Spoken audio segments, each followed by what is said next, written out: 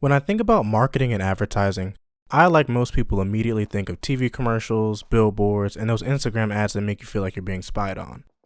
For the most part, companies will use any number of these avenues to market their products. But is that the best way? For most businesses, the typical approach probably works, but CashApp is a different story. They understand that competitors exist, and for the most part, they all do the same things, so the way in which they market themselves becomes extremely important. I cannot think of a company whose marketing and sponsorship strategy is better than CashApp. It fits their product as well as reflects well upon their brand. As an app, the function is simple. Users send each other money or pay for services from businesses in the app, and CashApp takes a percentage. They also have moved into investing in direct deposit services, but overall it's a pretty simple concept.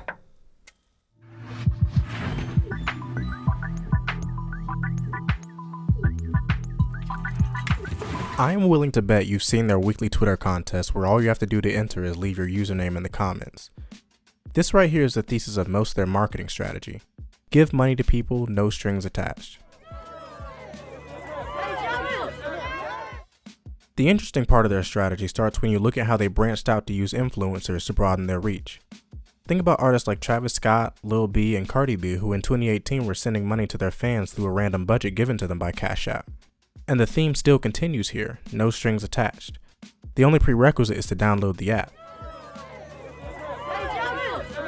Hundreds of thousands of people responded to the post as the artist handpicks usernames or cash tags to send money to, all the way up until the $100,000 is paid out.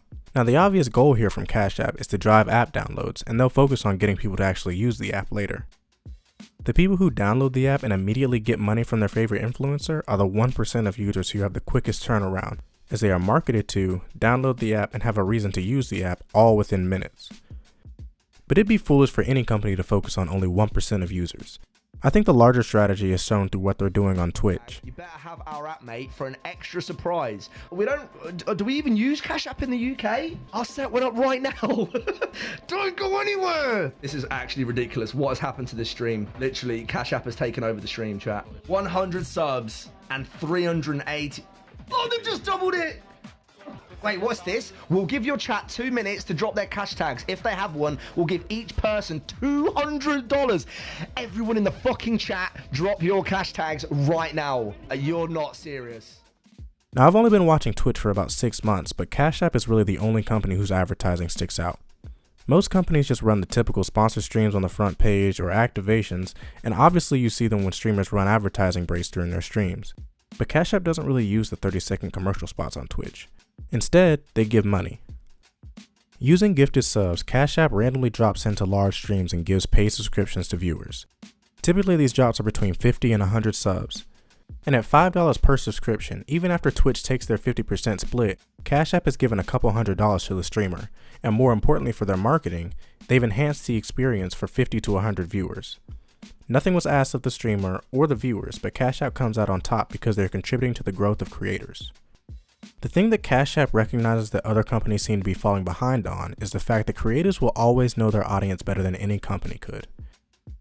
Much like their Twitch strategy, CashApp has spread their logo all over the world of content by sponsoring podcasts in numerous industries.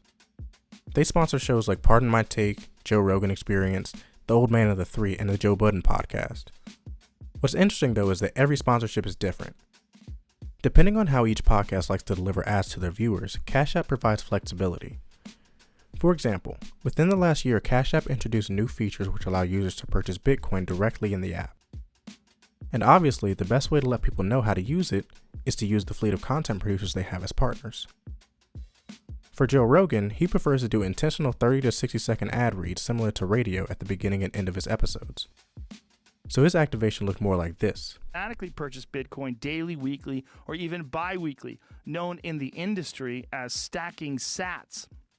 Sats is short for Satoshi, the legendary person who created Bitcoin. I don't even know if that's their real name. It's one of those weird things where the internet has always tried to figure out who it is. But Bitcoin, what it is for sure, is a transformational digital currency. Notice how he's doing the ad read but veers off into his own tangents, which is native to how he speaks on his show. Now contrast that with the Joe Budden podcast, which never does ad segments. Instead, they vie for an interview approach where they brought on someone knowledgeable about investing who actually preaches about Bitcoin to his 100,000 followers daily. Me about this. Tell me how stupid I was. and what Bitcoin is. All right. So first of all, Joe, you were pretty stupid for not listening, but we'll get to that in a second. Thanks. Let's back up a little bit. And to understand Bitcoin, we got to understand the traditional financial system, right? And so They integrated Cash App's ability to host Bitcoin transactions into a larger conversation about investing. In the end, both audiences received the same information, but it was in a way that they were used to.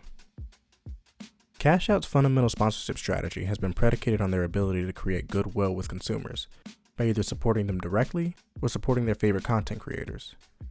After all, their primary goal is just to find ways to get people to download the app. In the United States, there are 85 million unbanked and underbanked consumers in the United States, and Cash App is helping to address their needs, basically serving as a proxy bank account when they don't have another option. And that really... It seems that Cash App is making moves to become a full banking app in the future.